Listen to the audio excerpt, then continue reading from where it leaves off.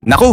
Totoo kaya, hinulaan na di umano ni Nostradamus ang kapalaran ni Pangulong Ferdinand Marcos Jr. Si Michel de Nostradam, mas kilala bilang Nostradamus, ay isang French astrologer, physician na nabuhay noong 1503 hanggang 1566. Kilala siya sa kanyang aklat na Les Prophéties na naglalaman ng mahigit 900 piraso ng mga tulang tinatawag na quatrains. Sa mga ito, inilalarawan niya raw ang mga pangyayaring magaganap sa hinaharap mula sa mga digmaan, kalamidad, hanggang sa pag-angat at pagbagsak ng mga makapangyarihang pinuno. Ang kanyang mga hula ay isinulat sa malabo, patalinghaga at simbolikong paraan. Kaya bukas ito sa maraming interpretasyon. Ano-ano ang mga hula ni Nostradamus kay Pangulong Bongbong Marcos? Nagkatotoo na ba ang mga ito?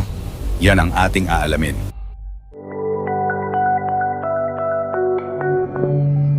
Noong kasagsagan ng kampanya para sa Halalan 2022, isang quote ang biglang naging viral sa social media. Isang tila makasaysayang hula na umano'y isinulat ni Nostradamus. Ayon dito, in the 57th year of the 19th century, the peace of justice in the blood of love from the blessed land of the oriental pearl in Asia, an innocent boy shall be born. Marami ang agad na nag-ugnay nito kay Ferdinand Marcos Jr. na ipinanganak noong 1957 at itinuturing na anak ng isang makapangyarihang leader mula sa perlas ng silangan, ang bansag sa Pilipinas. Ayon sa mga kumalat na interpretasyon, ang peace of justice ay tumutukoy sa kanyang imahe ng pagkakaisa, unity, samantalang ang blood of love ay simbolismo ng kanyang pagiging anak ni Ferdinand at Imelda Marcos, dalawang kilalang personalidad sa kasaysayan ng bansa. Gayunman, pinabulaanan ito ng mga eksperto at mga institusyon tulad ng Rappler at iba pang fact-checking groups. Ayon sa kanilang pagsusuri, walang matibay na ebidensyang nagpapatunay na ang quote na ito ay totoong isinulat ni Nostradamus. Wala rin ito sa mga dokumentadong kopya ng Les Prophéties. Ang kilalang aklat ng kanyang mga hula, lumalabas na ito ay isang modern fabrication. Isang quote na isinulat sa kasalukuyan at inangkop upang tumugma sa mga kasalukuyang pangyayari. Subalit sa kabila ng pagkakadismiss nito bilang peke, hindi pa rin mapigilan ang mga haka-haka ng ilan, lalo na't may mga quatrains si Nostradamus na tila bukas sa interpretasyong maaaring umangkop sa naging takbo ng kasaysayan ng Pilipinas. Ang mga temang ito ay ginagamit ng ilan bilang simbolikong paglalarawan ng muling pagbalik ng mga Marcos sa sentro ng kapangyarihan at ang tila predestined na pag-akyat ni Bongbong Marcos Jr. bilang Pangulo. Kaya kahit hindi literal na hinulaan ni Nostradamus ang kanyang pagkapangulo, hindi na rin katakataka kung bakit maraming Pilipino ang naakit sa mga ganitong interpretasyon. Ang pagbabalik di umano ng isang leader mula sa isang kilalang pamilya. Isa sa mga pinakakilalang tema sa mga tula ni Nostradamus ay ang muling paglitaw o pagbabalik ng isang makapangyarihang leader mula sa isang prominenteng angkan. Bagamat hindi tahasang binanggit ang pangalan ng sinuman, maraming tagasali ng kanyang mga hula ang nagsasabing may tila pagkakahawig ito sa pagbabalik ng mga Marcos sa pinakamataas na posisyon ng pamahalaan sa Pilipinas. Pagkatapos ng mahigit 3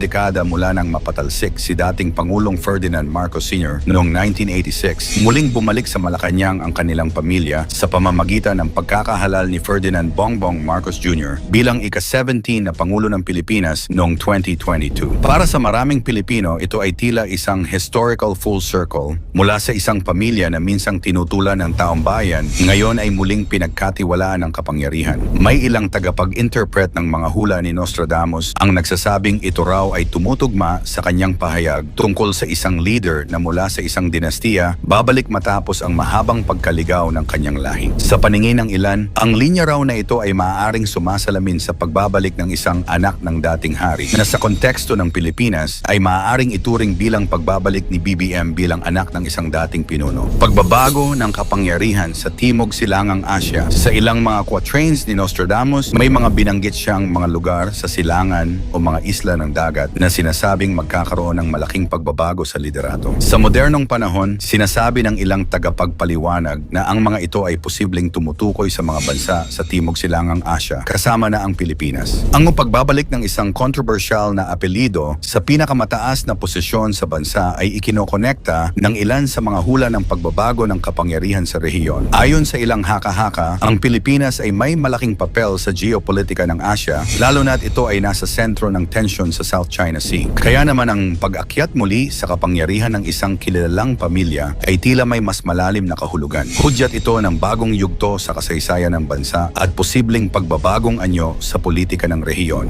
Ang pagbabagong ito ay sinasabing sinambit ni Nostradamus Nostradamus sa kanyang mga tulang nagsasalaysay ng isang leader na muling mamamayani sa gitna ng kaguluhan na para sa ilang mambabasa ay maaaring iugnay sa mga kasalukuyang hamon ng Pilipinas tulad ng ekonomiya, kalamidad at tensyong panlabas. Pag-angat ng isang pinunong may dugong hari, royal blood. May mga linya sa mga tula ni Nostradamus na naglalarawan ng pag-angat ng isang pinuno na tila may royal lineage o dugong bughaw. Hindi sa literal na kahulugan, kundi sa simbolismo ng kapangyarihan, impluensya at pagtingin ng masa sa kanya bilang bahagi ng elite ruling class. Sa kasaysayan ng Pilipinas, iilan lamang ang mga apelyidong agad na kinikilala sa larangan ng politika at isa na rito ang Marcos. Sa kabila ng kontrobersya, hindi maikakaila na ang apelyidong ito ay tila naging simbolo ng political royalty. Mula sa dating diktador, first lady na kilala sa buong mundo, hanggang sa mga anak at kaanak na naging senador, gobernador, kongresista at ngayon ay pangulo. Ang pamilya Marcos ay itinuturing ng ilan bilang isa sa mga dinastiyang pampolitika ng bansa. Kaya naman, ang ilang modernong tagapagpaliwanag ay iniuugnay ang isa sa mga hula ni Nostradamus tungkol sa isang leader na pinanganak sa ilalim ng isang bituin ng kapangyarihan na muling hihirangin sa panahon ng kaguluhan sa pagtaas ni Bongbong Marcos bilang pangulo. Ang kanyang pag-angat ay sinasabing sumasalamin sa pagbabalik ng isang tagapagmana ng trono, isang simbolikong larawan ng dugong bughaw sa modernong konteksto. Pagmulat ng mga mamamayan. Isa sa mga pinakakagilag-gilalas na linya mula sa mga quatrain na iniuugnay kay Nostradamus ay ito: "The silent voice shall rise, a new age of truth from lands once blinded." Ang linyang ito, bagamat hindi direktang tumutukoy sa isang tiyak na bansa, ay sinasabing sumasalamin sa pag-usbong ng kamalayan at panibagong yugto ng paggising ng mga mamamayan, lalo na sa mga lugar na matagal nang pinatahimik na paniwala o naisantabi sa ilalim ng makapangyarihang sistema. Ayon sa ilang modernong tagapagpaliwanag, maaaring tumukoy ito sa tinatawag na political awakening o mass realization na magaganap sa iba't ibang panig ng mundo, kabilang ang Pilipinas sa taong 2025. Sa konteksto ng ating bansa, ito ay maaaring iugnay sa pagdami ng mga taong nagsisimulang magtanong, maghanap ng katotohanan at bumaling sa kasaysayan upang mas maunawaan ang kasalukuyang kalagayan. Ito rin ay may kaugnayan sa mas mataas na antas ng digital literacy, pagkalat ng alternative media at pag-usbong ng historical awareness sa kabataan. Sa paglipas ng panahon, unti-unting nababasag ang katahimikan ng marami, ang silent voice na tinutukoy, at napapalitan ito ng mas malakas, mas matalinong boses ng mamamayang Pilipino. Ang dating mga bingi sa katotohanan ay nagsisimula ng makinig at magtanong. Ang mga dating bulag sa kasaysayan ay ngayon ay nag-aaral, nagsusuri at nagbibigay ng sariling pananaw sa mga isyong panlipunan at pampolitika. Marami ang nagsasabi na ang taong 2025 ay magiging turning point, kung saan ang land once blinded ay maaaring tumukoy sa mga bansang matagal na ring biktima ng disinformasyon, propaganda o kasaysayang muling isinulat. At kung totoo mang ito ang tinutukoy ni Nostradamus, maaari nating masabi na tayo mismo ay bahagi ng hulang ito. Bilang mga Pilipinong muling bumabalik sa tanong na ano nga ba ang totoo? Sino ang tunay na bayani? At anong uri ng kinabukasan ang gusto nating itayo bilang isang bansa? Kung sa mga nakaraang taon ay nasanay ang ilan na manahimik, ngayong 2025 sinasabing mas marami na ang pipiliing magsalita, makialam at manindigan. Kaya't sa hula ni Nostradamus na ito, totoo man o simboliko, makikita natin ang paalala. Ang pinakamakapangyarihang pagbabago ay nagsisimula sa mulat na mamamayan. Bagamat ang mga hula ni Nostradamus ay isinulat mahigit 500 taon na ang nakalilipas, nananatili itong buhay sa imahinasyon ng maraming tao, lalo na kapag tila tumutugma ang mga simbolo sa mga pangyayari sa kasalukuyan.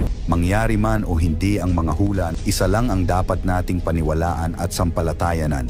Ito ang nag-iisa nating kataas-taasang Diyos. Ikaw, ano ang masasabi mo sa mga hulang ito? Magkatotoo kaya ang mga ito o isa lamang huwad na panghuhula? Ikomento mo naman ito sa ibaba, paki-like ng ating video.